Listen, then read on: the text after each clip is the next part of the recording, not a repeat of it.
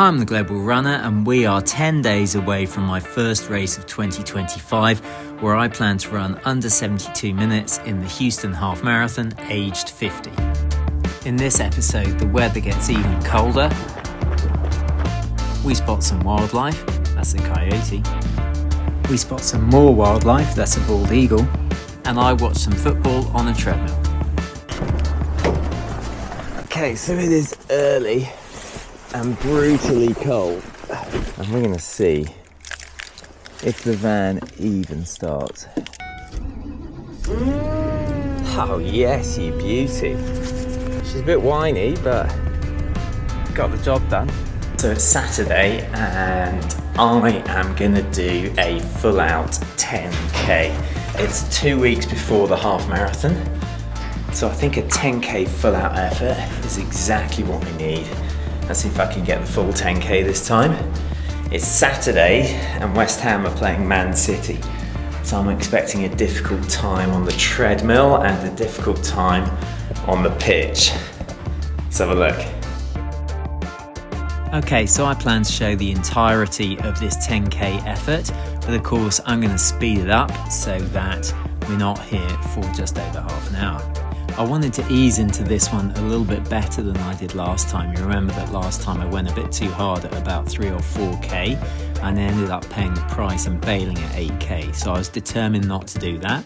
So I set off this time at about 3:29 pace and wanted to keep things around 3:25 a kilometre pace right the way through to the halfway mark, which would have been about a 17-minute 5k or a 34-minute 10k, and that was the plan. One of the things I really enjoy about running on treadmills though is that you can trick yourself. So if you feel like, say, 10 is too fast, you can push it to 10.1 for like 30 seconds and then bring it back down to 10. And I find that by doing that, you can trick yourself into feeling that 10 is actually an okay rhythm. So throughout this, I was pushing it beyond where I was comfortable for about 30 seconds to 60 seconds and then bringing it back down to try and make the overall pace a little bit faster. So around about this point, I was at the 4k mark and my heart rate was nice and low, so I was tempted to push it a little bit further, but I'd learnt my lesson from last time and I definitely wanted to go the full 10k this time. So I held off and I kept the pace nice and relaxed. So this is the point at which we hit the halfway mark, and you can see that it's around about 17 minutes, which is really where I wanted to be. But I knew that I wanted to get under 34 minutes for the total 10k. So I knew that I needed to pick the pace up and make sure that I came home faster than the first 5k. So about 6k in and we are obviously 60% of the way through, and this is of course where it gets most difficult in any race.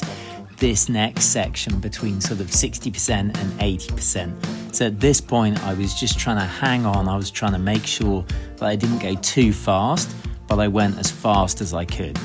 And if at any stage I found the pace to be too fast, I'd trick myself by pushing it that little bit faster and then slowing it back down to the pace that I'd previously found to be uncomfortable. And that usually tended to work. It's difficult to do outside the treadmill, but on the treadmill it's a nice little mind trick. So at this point I was just telling myself I had about a mile to go. I was well beyond 5 miles and I just needed to see it home. This treadmill was in kilometres though, so it was good to see that 9th kilometre tick over and realise that I only had 1k to go, and this was where I really started to pick it up. And the fastest I got the treadmill to was 3:12 a kilometre, which was pretty fast pace, and that's what I held right at the end. Here we are, we can see the final stretch. I was going as fast as I could here, and what time am I going to get? We were ticking along. Remember, I wanted to get under 34 minutes, and boom, I hit 33 minutes and 41 seconds. Okay, it's fair to say that the running went better than the football. West Ham are losing 2-0, but in terms of the running, I did 33:41, which I'm really happy with. It's interesting when you do those full out efforts. It's not full out, you've got to be in control, and so it's good to do those to remind yourself that you can't just be pushing the whole time. So really happy with that, 33:41, which shows real progress. I'm happy with that.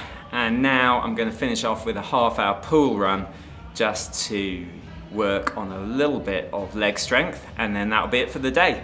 So for those who like to see the week in review all in one place, here it is. And I did deal with that 4x5k, which you can see at the top there in the last video, but I wanted to touch on that again because that was a really good session. And I wanted to point out that when I look back at this on the Garmin app, it gave me an exercise load of 352, which looking back was the highest one I could find in training. Like some marathons I'd run were higher than that in terms of an exercise load, but that was the highest effort I'd found in training. So I was really happy looking back on that. Obviously, it's just one data point, but it's one I was happy with. Thursday, I took a well-earned rest, and Friday, I wanted to up the mileage a little bit this week, but not go overboard. So I did 12 miles or 20k, nice and easy. Saturday was the session that we've already seen, but I did want to comment on the pool run very quickly. I don't know if anyone else does pool running, but when I do pool runs, it comes out as like a sprint session. This one literally dropped my training readiness by 50 points and said that it was a sprint session and was highly anaerobic. So I don't know if that's real or if that's just the watch can't decide what I'm doing when I'm in the pool. But if anyone else has got any comments on pool running and that aspect of it, I'd be interested to hear them. Sunday, I did a long run and it was nice and easy. But again, I'm having a few issues with equipment. So I use the Coros armband, and I was running along for 2 hours, nice and easy with a friend, and there were no issues at all on this run. I felt relaxed throughout. But when I finished the run, I saw that the Coros heart rate data had spiked to like 180 for about half an hour during that run, which seemed pretty weird. I didn't think much of it, but then on Tuesday when I did some hills, the same thing happened again. I was warming up and it was telling me my heart rate was 180, which was just wrong. So I just let it sit there and carry on doing what it was doing. And after about 10 minutes, it dropped immediately to 109. So I'm getting some weird heart rate data through my Coros heart rate monitor, which is a bit strange. So if anyone else is experiencing that, let me know. Monday, I did some steady miling, again, more easy mileage. And then let's have a look at what I did on Tuesday, Wednesday and Thursday in a little bit more detail. So it's Tuesday and I'm doing 2 faster runs today. But I'm taking the pressure off them. I'm doing them by time and I'm going to do some hills.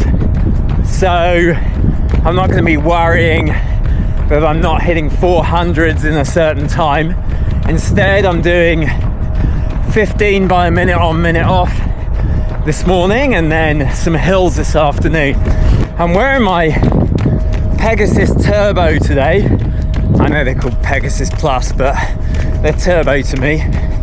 And they're a great shoe, but on ice like this, slippery stuff, they are terrible.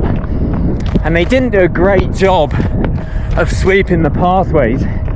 So I was hoping the sun would have done a bit of a better job, because it is super slippery at the minute. So I'm just gonna have to be very careful. Danger, danger. Okay, here goes.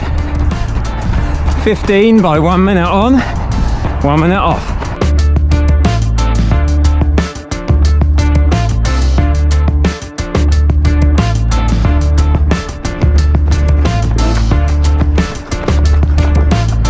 Okay, so we've done 8, so we're over halfway.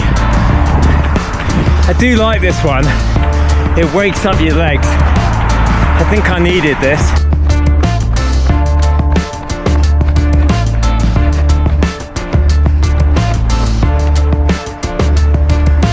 So I'm reliably informed by people who know way better than me that this is a bald eagle that has just caught a fish.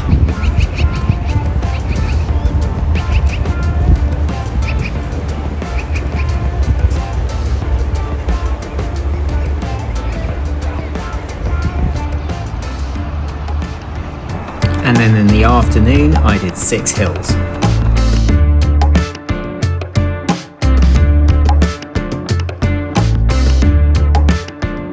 So it's Wednesday, and even though I'm doing 2 very easy runs today, just cruising along, getting some miles, probably about 20k total for the day, it feels like a monumental day because I've finally got the Asics Super Blast 2 on my feet, and they're going to get really messy straight away, but there's nothing I can do about that. I'm just going to cruise around in them, see how they feel. They're as rare as hen's teeth, these lot. They're just, it's crazy how long it took to get them. I hate it when they do that, when they announce these shoes and then you just can't get them. But got them now, thanks Jeremy. Okay, so I'm only a mile into them, so take all these comments with a pinch of salt. But they're a lot of shoe, more than I was expecting. They're not really that flexible. They're quite wide, and they're a bit sort of slappy. Like, I think that's the lack of flexibility, but you can hear them slapping as I'm running. Yeah, my initial on the foot feeling literally after a mile is I don't love them. Okay, so we are 10 days away from the Houston Marathon. It's the main event coming up. I deliberately kept this week relatively high in mileage, but now I'm going to start sort of sharpening things a little bit, and I'm going to take a couple of days relatively easy, and then hopefully get a park run in on Saturday just to test a bit of fitness. Unfortunately, I'm traveling the next couple of days, but I'm going to use that as an opportunity for a bit of downtime and see where we end up. So we're going to be looking next week at a few videos. I'm going to be looking at the race shoes that I'm going to be wearing. We're going to be looking at predictions and just the last week of training. So thanks for watching. Thanks for coming along for the ride. Please subscribe, and I'll see you very soon.